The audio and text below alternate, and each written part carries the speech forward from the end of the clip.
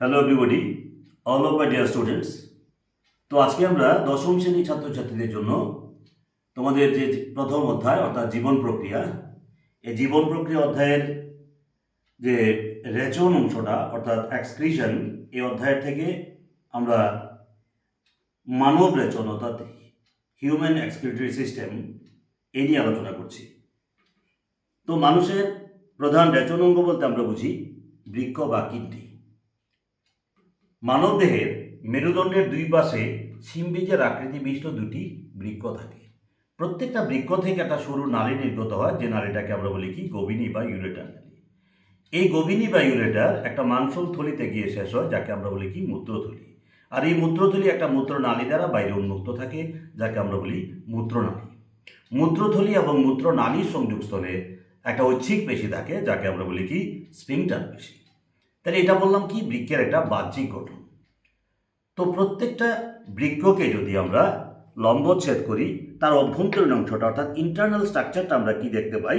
আমরা এই ছবিটাতে দেখতে পাচ্ছি যে একটা বৃক্ককে যদি আমরা লম্বচ্ছেদ করি, তার কিনারের অংশটাকে আমরা গাঢ় লাল বর্ণে দেখব এবং মাঝের অংশটাকে হালকা লাল বর্ণের অংশ দেখব। যে কিনারের অংশটাকে আমরা বলি কি কর্টেক্স এবং মাঝখানের অংশটাকে আমরা বলি কি মেডাল। এই মেডাল অঞ্চল থেকে একটা ফানেল আকৃতির অংশ নির্গত হয়, যাকে আমরা বলি কি প্যালভিস। প্যালভিসটা গোবিনীর সঙ্গে যুক্ত থাকে। মেডাল অঞ্চলে কতগুলি পিরামিড আকৃতির অংশ আমরা দেখতে পাই, যেগুলিকে বলা হয় কি বৃক্কীয় পিরামিড বা রেনাল পিরামিড। এবং প্রত্যেকটা বৃক্কের বাইরের দিকে একটা আবরণ দ্বারা আবৃত থাকে, যাকে আমরা বলি কি ক্যাপসুল।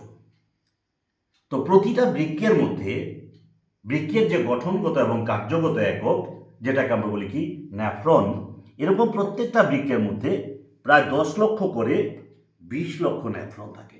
তো what is nephron? The nephron is the structural and functional unit of kidney. অর্থাৎ বৃক্কের গঠনগত এবং কার্যগত এককে বলা হয় ন্যাফ্রন। এই ন্যাফ্রনের প্রথম উপরের যে অংশটা, যেটাকে আমরা বলি কি ম্যালপিজিয়ান কর্পাসল, এবং পেঁচানো এবং মোলাকার যে অংশটা, যেটাকে বলি কি বৃক্কীয় নালিকা। এই ম্যালপিজিয়ান কর্পাসল অঞ্চলে আমরা রেনাল ধমনীয়তে সৃষ্ট যে রক্তজালিকার কুণ্ডলী, সেটাকে আমরা বলি কি গ্লোমেরুলাস। এবং গ্লোমেরুলাসটা যে ফানেলাকে কাপের ন্যায় আকৃতি বিশিষ্ট অংশের মধ্যে অবস্থিত থাকে, তাকে আমরা বলি কি Bowman capsule. That is Malpighian কর্পাসলসটা গ্লোমেরুলাস এবং বাউমেন ক্যাপসুলস নিয়ে গঠিত। এর পরবর্তী যে নলাকার অংশটা, পেঁচানো যে অংশটা, যেটাকে আমরা বলি কি পরসংবর্ত নালী অর্থাৎ প্রক্সিমাল কনভলিউটেড টিউবুলস, যেটা একটা ইউ আকৃতির নালী বা হেনলি লুপের সঙ্গে যুক্ত থাকে। এই ইউ আকৃতির নালী বা হেনলি লুপ পরবর্তী অংশটা, যেটাকে আমরা বলি কি ডিস্টাল কনভলিউটেড টিউবুলস অর্থাৎ দূরসংবর্ত নালী। পরবর্তী সময়ে সেটা পুনরায় পুনঃপরিশ্রুত হয়ে এই নালিকার মধ্য দিয়ে সেই মূত্রটা গিয়ে কোথায় সংগৃহীত হয়?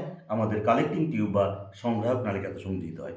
এরকম প্রত্যেকটা বৃক্ক থেকে সংগ্রাহক নালিকাতে সংগৃহীত মূত্র গোবিনী পথে কোথায় গিয়ে শেষ হয়? মূত্রথলিতে জমা হয় এবং মূত্র নালীর মাধ্যমে দেহের বাইরে নির্গত হয়। এইভাবে একটা বৃক্কের মধ্য দিয়ে তার রেচন প্রক্রিয়াটা সম্পন্ন হয়। তো আমরা শিখলাম কি যে মানব দেহের রেচন অঙ্গ কী এবং রেচন অঙ্গের বাহ্যিক গঠন কী, আভ্যন্তরীণ গঠন কী এবং ন্যাফ্রনের গঠন কী। তো অনেক সময় দেখা যায় ছোট প্রশ্ন থাকে যে গ্লোমেরুলাস কী। এই যে দেখো চিত্রের সাহায্যে আমরা দেখিয়ে দিয়েছি এখানে, যে আমরা যেটাকে বললাম ম্যালপিজিয়ান কর্পাসলস, যে এই অংশটাকে কাপের ন্যায় আকৃতির অংশটাকে বলা হয় বাউমেন ক্যাপসুল, আর এই যে রেনাল ধমনীয়তে সৃষ্ট যে রক্তজালিকার কুণ্ডলী, তাকে বলা হয় গ্লোমেরুলাস। এবং সেটা কি করে? আলট্রাফিল্ট্রেশনের কাজ করে, অর্থাৎ পরিশ্রুত যন্ত্র হিসাবে কাজ করে। তো একত্রে আমরা যদি বলি ম্যালপিজিয়ান কর্পাসল এটা, গ্লোমেরুলাস এই জায়গাটা, বাউমেন ক্যাপসুল এই জায়গাটা, শর্ট কোশ্চেনের জন্য এটাও কাজে লাগবে। তো আমি আশা করি তোমাদের বুঝতে কোনো অসুবিধা হয়নি মানব রেচন অঙ্গ সম্পর্কে। এবং এই ছবিগুলি তোমরা খুব সুন্দর করে খাতায় তৈরি করবে, কারণ প্রত্যেকটা প্রশ্নের সঙ্গে এই ছবিগুলি দিলে তোমাদের নাম্বারিংটা ভালো। তো আশা করি তোমাদের অসুবিধা হয়নি। সবাই ভালো থাকবে। আমি আবার পরবর্তী ক্লাসে তোমাদের নিয়ে আসবো অন্য কিছু বিষয় নিয়ে।